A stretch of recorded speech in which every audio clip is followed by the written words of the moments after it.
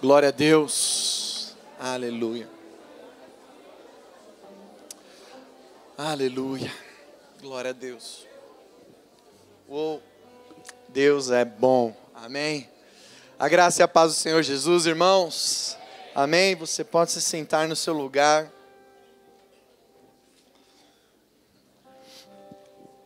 Culto de domingo de manhã, família reunida. E o melhor de tudo é que o Senhor está no nosso meio. Amém. Oh, aleluia. Ele habita em você, Ele habita em nós. Amém.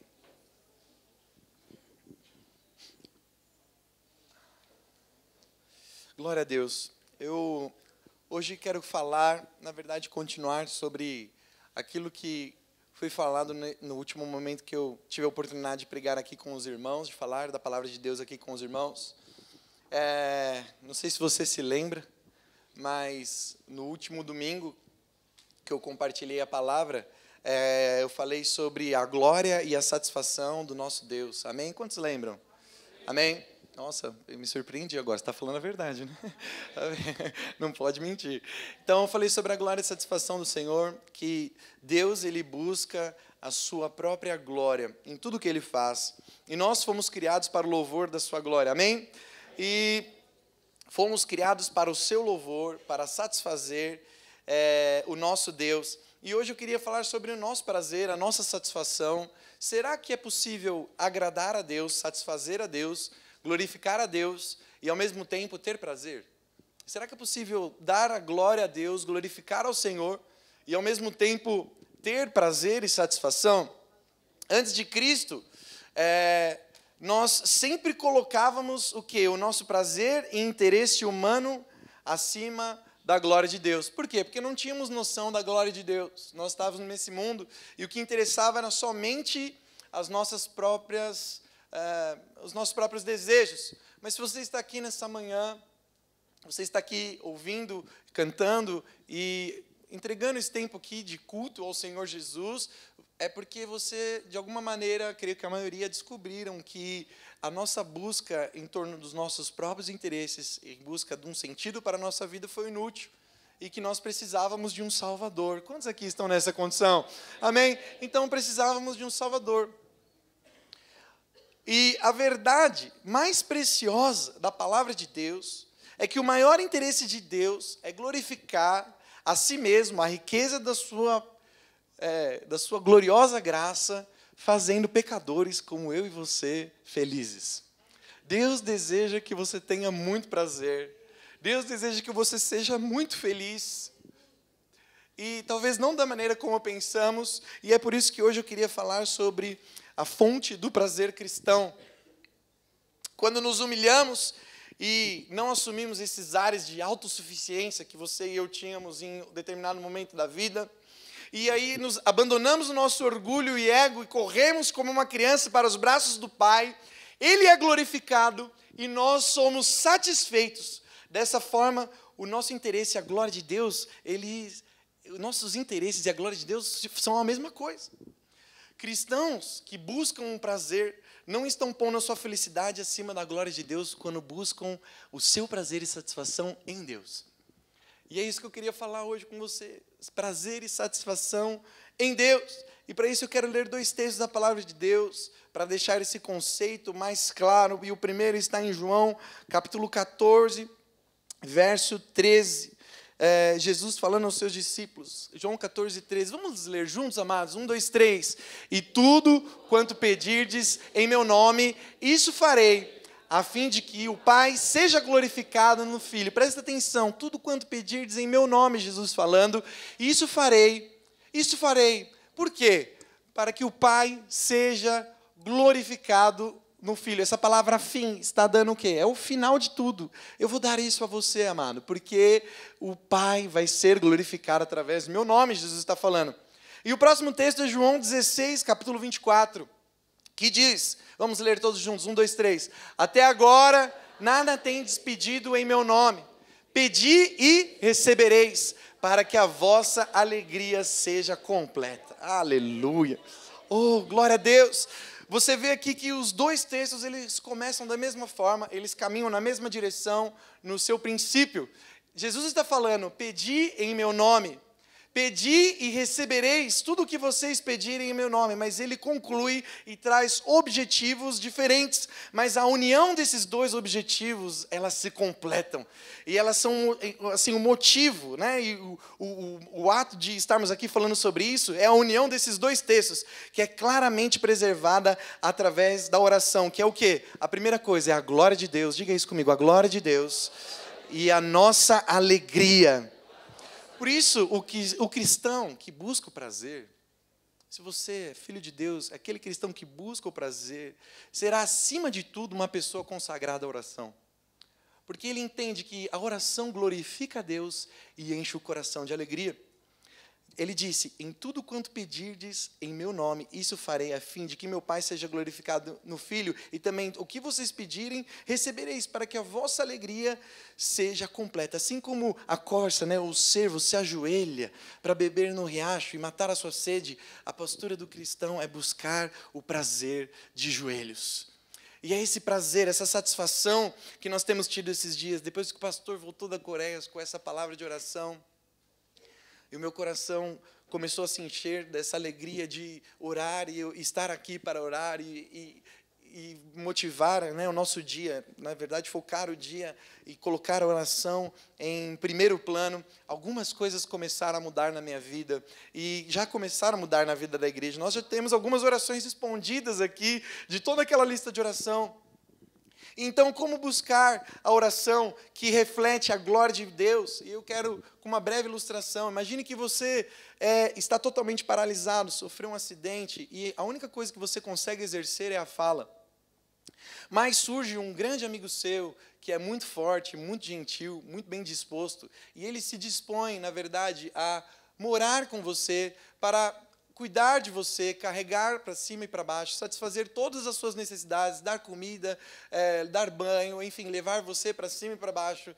Ele é um bom amigo e ele se dispôs a gastar a vida dele para cuidar de você.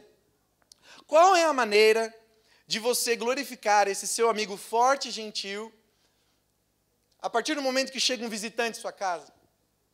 Será que você, em forma de agradecimento, tentaria levantar da sua cama, do seu leito, e fazer a mesma coisa que ele tem feito? Carregá-lo nos braços? Não.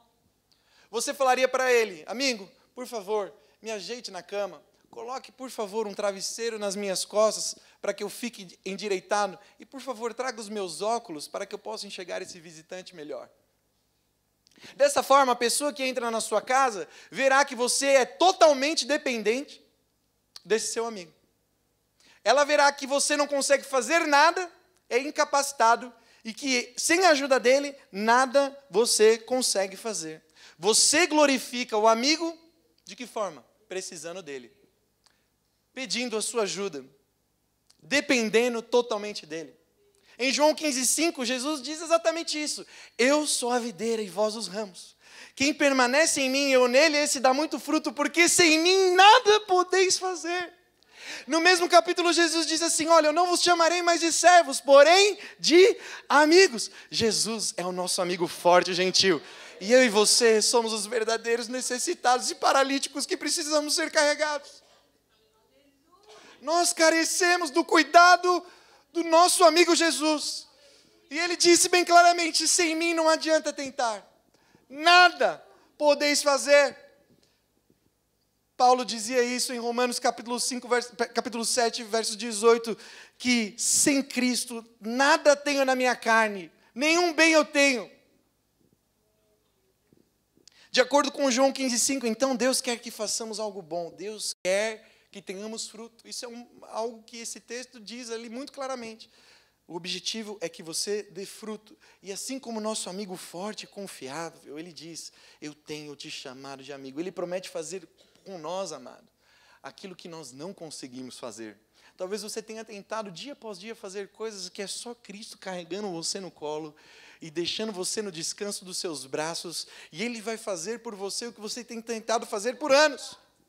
Como então podemos glorificar o nosso amigo? A resposta está lá em João capítulo 15, eu vou falar muito de João 15 hoje.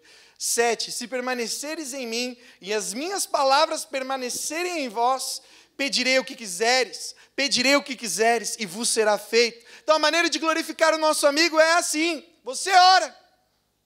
Nós oramos, e orar é desviar-se de si mesmo para colocar o seu foco, a sua atenção, a sua confiança naquele que providenciará tudo que eu e você precisamos. A oração nos humilha como necessitados, pobres, e exalta Deus como rico.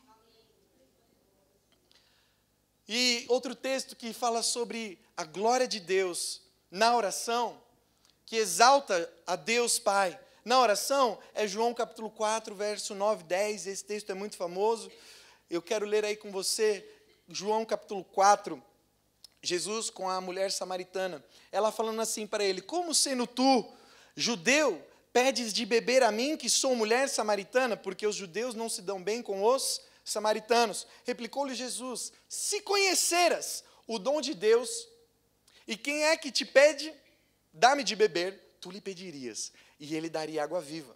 Jesus disse à mulher então o quê? Se você conhecesse a dádiva de Deus, se você conhecesse aquele que está te pedindo água, se você conhecesse esse bom amigo que eu sou, você então pediria. Há uma relação direta entre não conhecer a Jesus bem e não orar.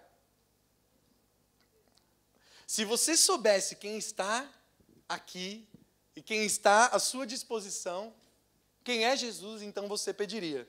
Uma vida cristã sem oração, usei esse exemplo ontem, é como ter a sua parede do quarto forrada de cupons de desconto da loja americana, e enquanto você junta os centavos para comprar as suas coisas num brechó, simplesmente porque você não sabe ler. Se você conhecesse, você pediria. A implicação é que os cristãos que passam mais tempo com Deus é porque conhecem. Fazem-no porque vem em Deus o quê? Um grande doador, e que Cristo é sábio, cheio de misericórdia e poder, poderoso, aliás, além de qualquer medida. Por isso que a oração glorifica a Cristo, amado, e honra o Pai. A oração, ela glorifica a Cristo. O propósito principal que eu falei para os irmãos desde a outra vez, o propósito principal do ser humano é glorificar a Deus. E a oração nos torna pessoas que glorificam a Deus e colocam no centro da nossa vida. Então você entendeu até agora que é necessário pedir, mas pedimos porque conhecemos. Aí você pode falar, Danilo, então, mas e aquelas orações? Eu posso pedir qualquer coisa? Não existem orações que são ruins, orações que colocam apenas os nossos desejos. Você ora não para que o reino venha e para que o nome de Deus seja glorificado, mas orações simplesmente por comida, roupa, proteção, cura, emprego ou coisas. Será que isso não é muito egocêntrico? A resposta é que pode ser. Em Tiago capítulo 4, verso 3 a 5, vamos ler o que o apóstolo diz. Ele diz assim, pedi e não recebeis, porque pedis mal, para esbanjardes em vossos, o quê? Prazeres. Infiéis, não compreendeis que a amizade do mundo é inimiga de Deus? Uma pergunta. Aquele, pois, que quiser ser amigo do mundo, constitui-se inimigo de Deus. Próximo. Ou supondes que em vão afirma a Escritura, é com ciúmes que por nós anseia o Espírito, que Ele faz habitar em nós? Portanto, há um tipo de oração que é errado, sim. Essa oração que faz de Deus um marido traído e você uma esposa ou uma noiva como igreja adúltera. Usamos a generosidade do marido, usamos a sua bondade para contratar prostitutos para os nossos prazeres pessoais. Colocamos o prazer que devemos ter no Deus Santo, nosso Pai, em coisas materiais, em coisas daqui da terra. Isso desagrada profundamente a Deus, porque é idolatria. Se procuramos o prazer que deveríamos buscar em Deus nas coisas desta terra, estamos sendo infiéis aos nossos votos para com o nosso noivo. É como se pedíssemos direito ao marido para gastar com prostituição, para atraí-lo. Somos infiéis. E eu entendi isso em um momento da minha vida, logo quando era bem mais jovem, eu estava no último ano da faculdade. E naquele tempo, no último ano, fazia o TCC, eu estava com um TCC para entregar, o meu TCC era em grupo. E o que acontecia? O meu grupo só podia se reunir aos domingos, né, por alguns compromissos de trabalho, alguns trabalhavam de sábado, era eu e mais 2 rapazes. E eles só podiam se reunir aos domingos, e os domingos à tarde, porque domingo ninguém gosta de acordar cedo, né? E aí eles só podiam domingo à tarde, e eles iam todo domingo lá em casa, né? Eu suspeito que era por causa da sua comida só, né, mãe? Mas era só por isso. Não era por minha causa, verdade. E eles só iam lá para comer, na verdade. E aí a gente ficava fazendo trabalho até às 11 da noite, às vezes, e eu perdia os cultos, e aí eu não aguentava ficar sem ouvir a palavra, e eu comecei, às segundas-feiras, ir em uma outra igreja, somente para ouvir a palavra.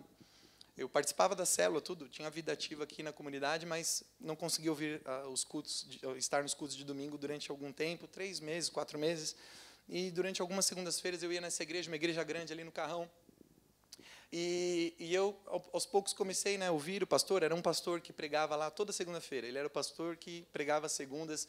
E comecei a ouvir a palavra dele. E me acostumei um pouco com aquele estilo de culto deles. Era um pouco diferente do nosso, por ser uma igreja muito grande. E eles liam os testemunhos das pessoas. Então, o período de testemunho era lido. A pessoa entregava uma carta escrita com o testemunho, porque eles não queriam correr o risco da pessoa ficar ali muito tempo e atrasar o culto, que era contadinho no relógio. E só que aquele dia, um dia foi diferente. Ele chamou uma família para frente e deu a oportunidade do pai falar, do pai daquela família falar. Era um pai, uma mãe e 2 meninas, 2 filhas já moças, maduras, assim, uns 23, 25 anos por aí. E o testemunho dele era o seguinte: há muitos anos atrás ele tinha recebido Jesus como Salvador ali naquele meio, naquela igreja, e ele era frequente, ele estava apaixonado por Jesus. E ele começou a levar a família dele. E os filhos deles, que eram crianças, começaram a estar envolvidos na igreja, né, no departamento lá infantil. E ele participava da palavra com eles. E era aquela bênção, uma família feliz nos caminhos do Senhor. E aí ele começou a ter o desejo de se tornar empresário, abrir um negócio. E isso se concretizou. E ele pedia nas orações, frequentava os cultos. E aquilo que ele pedia para Deus é para que a empresa dele prosperasse. E eu acho, e aqui é o primeiro ponto que me chama a atenção, é incrível como tem orações que nós fazemos a Deus e Ele não nos dá, mas tem coisas que Ele dá para outras pessoas, mesmo aquilo fazendo muito mal a elas, parece. E aí ele estava dizendo que a empresa dele deu muito certo, e foi muito bem durante muito tempo, e logo ele realizou um sonho muito antigo que ele tinha, que era de comprar um sítio. Ele comprou esse sítio porque era uma coisa que eles queriam, tinham filhos crianças, 3 filhos crianças, enfim, e eles começavam a ir aos finais de semana prolongados, feriados prolongados, etc.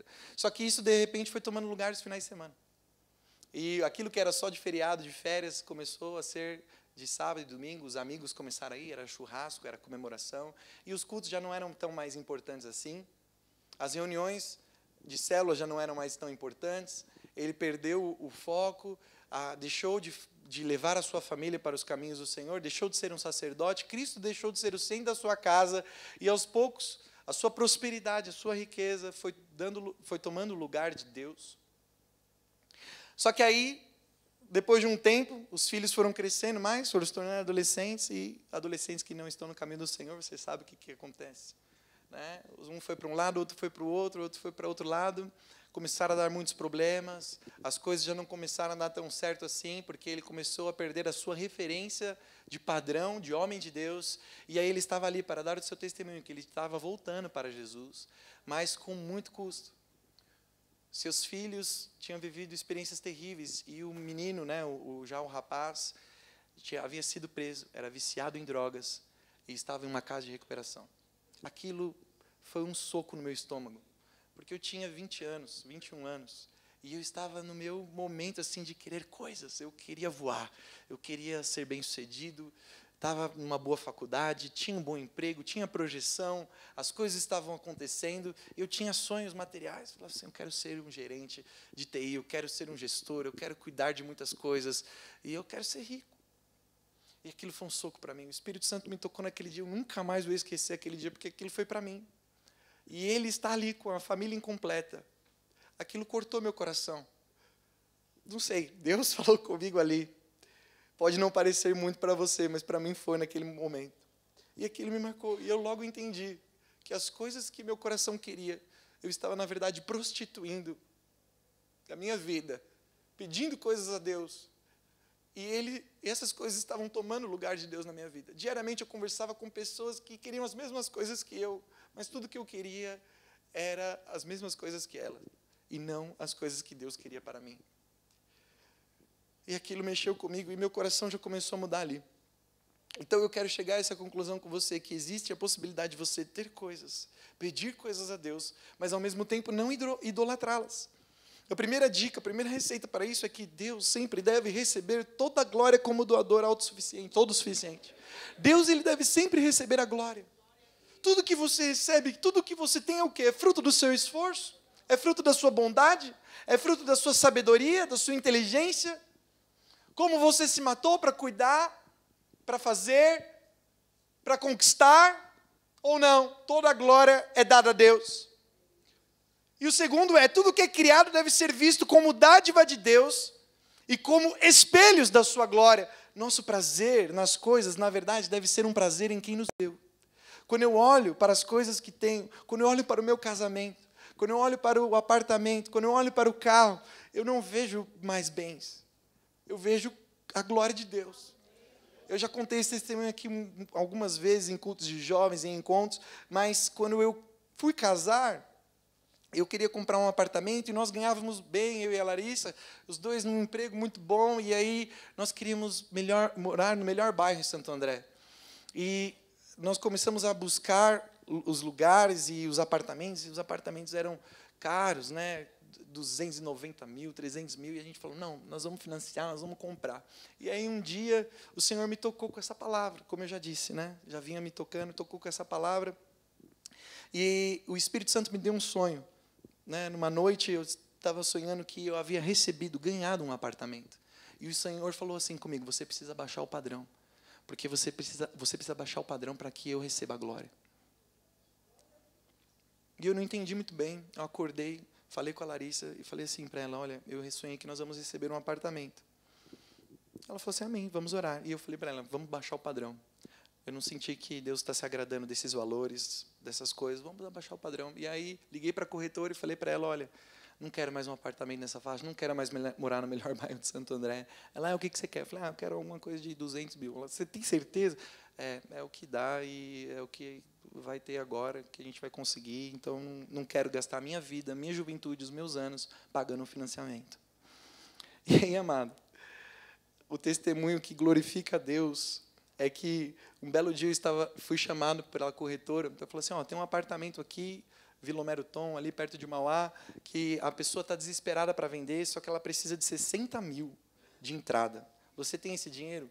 Eu falei, nossa, eu tenho 40 mil reais. Tudo que eu tinha juntado, sabe, trabalhando, tudo que eu tinha, todo o nosso esforço dali que Deus tinha dado para nós estava ali, naquela conta, naquela poupança. Eu falei assim, olha, eu tenho esse valor e eu tenho um carro no valor de 20 mil reais. Ela falou, é difícil as pessoas aceitarem carro, mas você pode fazer uma proposta, né, oficial lá, escrevendo, assinando, e eu vou entregar para ela. Eu sabia que ela não ia aceitar. Quem que aceita um carro sem ver? Né? É loucura, né? Você aceitaria um carro sem ver? Falei assim, eu estou te dando uma coisa aqui, Eliezer, estou te dando um carro, um Corsa Classic prata, modelo 2010, e como forma de pagamento, ele vale 20 mil reais, então eu estou te pagando com isso. Eles estão falando, não, deixa eu ver primeiro. Raridade. Deixa eu ver primeiro. Irmãos, no outro dia eu tive a resposta, a corretora falou assim, ela aceitou a sua proposta. Eu falei, não vou ter que vender o carro? Não, você não vai ter que vender o carro, porque ela aceitou o seu carro. Eu falei assim, bom, então ela vai me ligar para ver o carro. Ela falou, ela está com o seu celular, tudo, ela te liga. Amados, essa mulher, que era dona do apartamento, não me chamou nenhum dia para ver o carro, estava achando até que não ia dar negócio. Mas chegou o dia de assinar o contrato na construtora, nós fomos, e ela estava lá, e ela não tinha visto o carro. Depois de 2 meses que nós fechamos o negócio, ela ainda não tinha visto o carro. Eu falei assim, bom, antes de nós assinarmos, ela vai querer ver o carro. Ela não me chamou para ver o carro, nós subimos, olhamos para ela, e a Larissa liberou uma palavra de Deus, falando assim para ela, você está nos abençoando, Deus escolheu você para nos abençoar, porque o apartamento, amados, que eu estava buscando lá, de 280, 290 mil reais, ele estava custando 180 mil reais ao todo. Deus está usando você para nos abençoar. E ela começou a chorar, e nós sentimos a presença de Deus ali, no meio do escritório da PDG, e ela simplesmente assinou o contrato, fomos ao estacionamento, ela pegou a chave da minha mão, eu falei assim, eu queria te falar dos detalhes do carro, né, para você saber se realmente... Ela falou, eu não quero saber. Eu falei assim, não, mas tem um detalhe. Não, eu não quero saber. Ela pegou o carro, não viu nem se tinha step, não viu nem se tinha motor, para falar a verdade. Deu partida e saiu com o carro e foi embora. O apartamento que nós sonhávamos, do jeito que nós desejávamos, estava sendo nosso. E Deus tinha usado uma pessoa com uma necessidade em um determinado lugar para a glória dele. Eu podia estar falando aqui para vocês, eu ralei. Eu conquistei o meu apartamento tão sonhado no melhor bairro de Santo André. E eu já estou falando aqui, Deus é glorificado, porque Ele me deu um apartamento. Quer saber? O apartamento já foi pago para a glória dEle. Tudo é para a glória de Deus. Porque nós queremos nos ensoberbecer. Nós queremos muitas coisas. Mas Deus quer a glória. A gente quer muita coisa, fazer tanta coisa, conquistar tanta coisa, mas Deus, Ele quer somente a glória. E a oração, Ele é o centro vital da comunhão com Deus. Vamos ler João capítulo 16, do 20 ao 22. Em verdade, eu vos digo que chorareis e vos lamentareis, e o mundo se alegrará. Vós ficareis tristes, Jesus dizendo aos seus amigos, mas a vossa tristeza se converterá em alegria. A mulher que está para dar à luz tem tristeza, porque a sua hora é chegada. Mas depois de nascido o menino, já não se lembra da aflição, pelo prazer que tem de ser nascido ao mundo um homem. Assim também agora vós tendes tristeza, mas outra vez vos verei, e o vosso coração se alegrará, e a vossa alegria ninguém poderá tirar. Sabe, a separação de Jesus, ela significa tristeza. Mas a restauração da comunhão significa alegria. Nenhum cristão pode ter alegria completa sem a comunhão vital com o Senhor Jesus. Conhecimento sobre Ele não basta, trabalhar para Ele não basta, ser um voluntário não basta. É preciso um relacionamento íntimo. Senão o cristianismo se torna um peso e você vai desanimar. Quantas vezes eu desanimei pela falta de alegria? João, quando escreveu à igreja, lá em 1 João, capítulo 1, versos 3 e 4, ele diz, ora, nossa comunhão é com o Pai e com o seu Filho Jesus Cristo. Estas coisas, pois, vos escrevemos para que a nossa alegria seja completa. Então, comunhão com Jesus, compartilhada com outros, é essencial para a vida cristã. A primeira razão, então, pelo qual devemos orar, é para lembrarmos que a oração é o centro vital da nossa comunhão com Jesus. Ele não está aqui fisicamente para o vermos. Ele não está aqui, Jesus não está aqui fisicamente, mas todas as vezes que fechamos os nossos olhos e dobramos os joelhos, nós lidamos como se Ele estivesse. E no sossego desses momentos ouvimos a sua palavra e derramamos perante Ele todas as nossas ansiedades. Como diz lá em Pedro capítulo 5. Seja conhecido perante eles, amados, todas as vossas ansiedades. João 15:7 talvez seja o melhor resumo dessa comunhão entre nós e Deus, bidirecional, de vai e volta. Se permanecerdes em mim e as minhas palavras permanecerem em vós, pedirei o que quiseres e vos será feito. A condição aqui é estar nele, mas também que as palavras dele permaneçam em vós. Quantas palavras de Cristo permanecem em nossa mente? Será que você tem as palavras de Cristo no seu interior, na sua mente? Não são as palavras que os outros falam, são as palavras de Cristo. Talvez você se perdeu como eu no seu plano anual de leitura. Mas ler as palavras de Cristo é essencial para a vida cristã, porque quando você fecha os seus olhos, quando você está ali na intimidade, o Espírito Santo começa a trazer essas palavras à sua mente. E a sua oração é permeada pelas palavras do próprio Jesus, porque Ele está presente ali nesse momento, porque também Ele é o mesmo ontem, hoje e eternamente, Ele está ao seu lado, Ele está dentro de você. As suas palavras começam a gerar palavras de oração, e isso sobe como incenso suave diante de Deus. Aleluia! A oração é vital para o nosso relacionamento e comunhão com Deus. A oração, amados, é a maneira escolhida por Deus para encher o meu e o seu coração de alegria. Está triste, ansioso, confuso? Experimente orar. Colocar diante dele toda a sua ansiedade. E em segundo lugar, A primeira é que a oração é vital para a comunhão. E em segundo lugar, é que a oração é vital para nos levar à missão. Ele fornece o poder para fazer o que gostamos de fazer, mas não conseguimos sem a ajuda de Deus. O texto diz aí, em João 15, pedi e recebereis para que a vossa alegria seja completa. Recebemos o quê? O que vamos ganhar na oração? Prosperidade, uma vida confortável, bens, satisfação em ter coisas. O que precisamos em resposta à oração não é nada disso, porque ricos são tão miseravelmente carentes da glória de Deus como pobres. Não são coisas que vão nos satisfazer.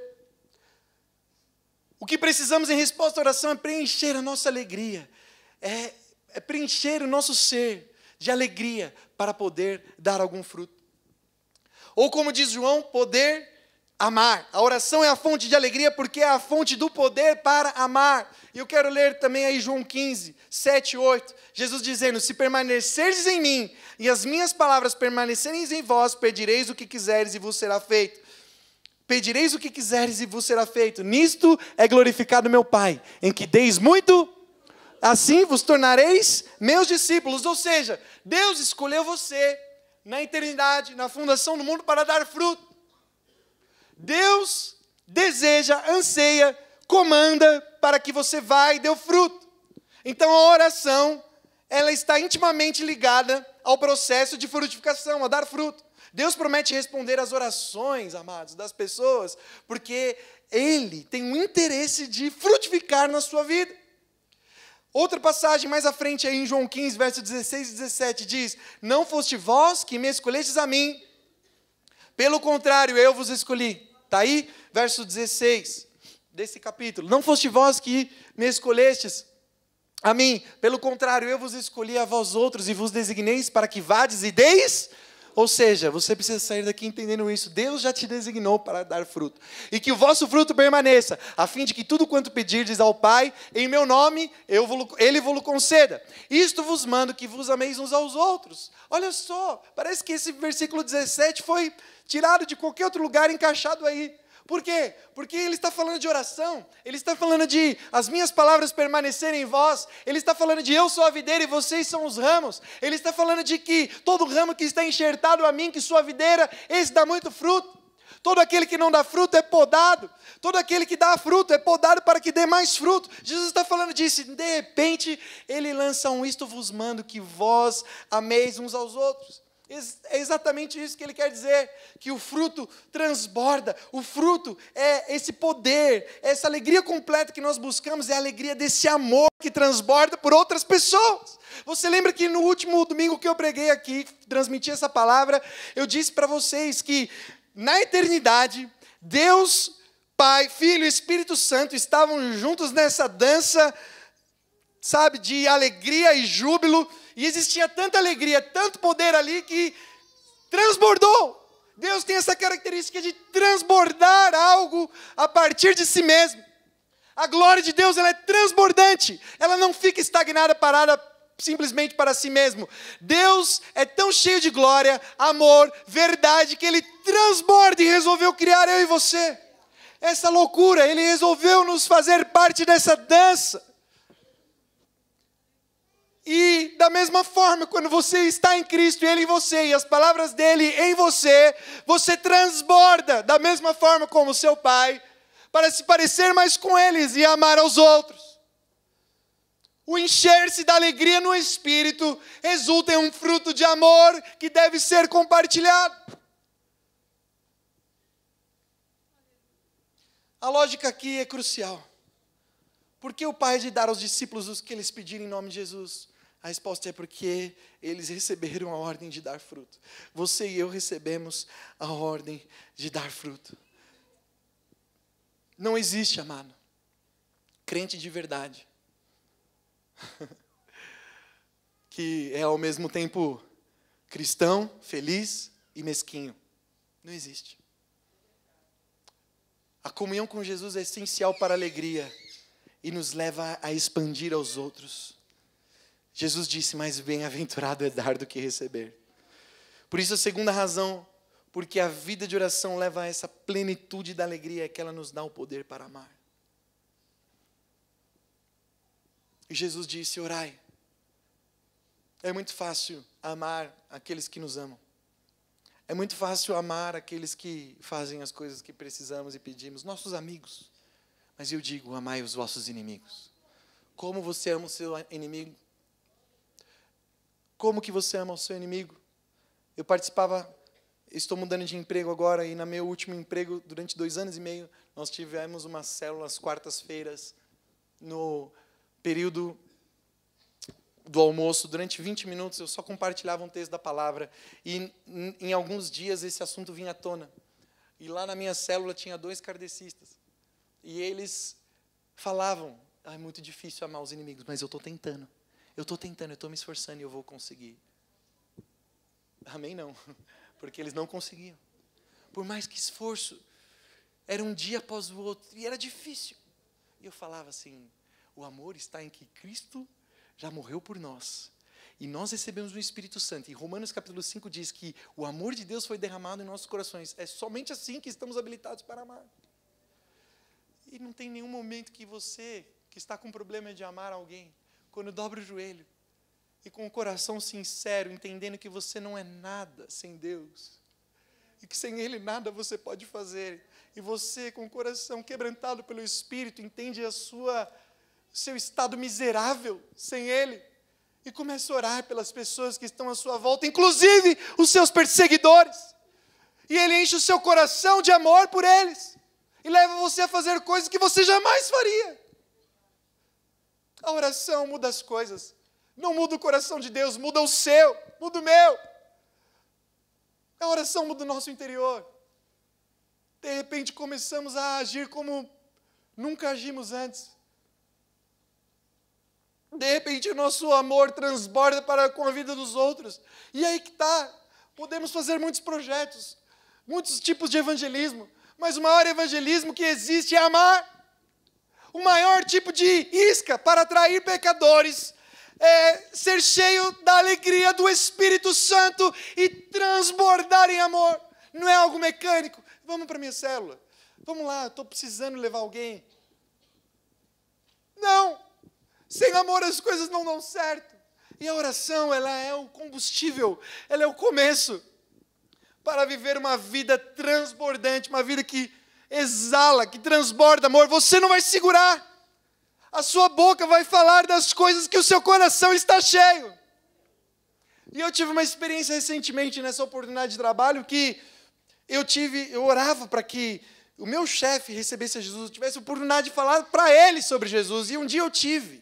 No carro, nós tínhamos acabado de voltar de um almoço, e aí eu comecei a falar de Jesus para ele com outras 2 pessoas atrás, e falei do que era o plano da salvação, e ele com a mente católica, né, de que você precisa pagar a penitência, que, enfim, aquela coisa toda, eu falei assim, não, você não precisa pagar nada, Jesus, Ele veio, já te deu de graça, aquilo que você e eu não merecíamos, e Ele foi punido na maneira, aí ele falou assim, não, isso aí é bom demais para ser verdade.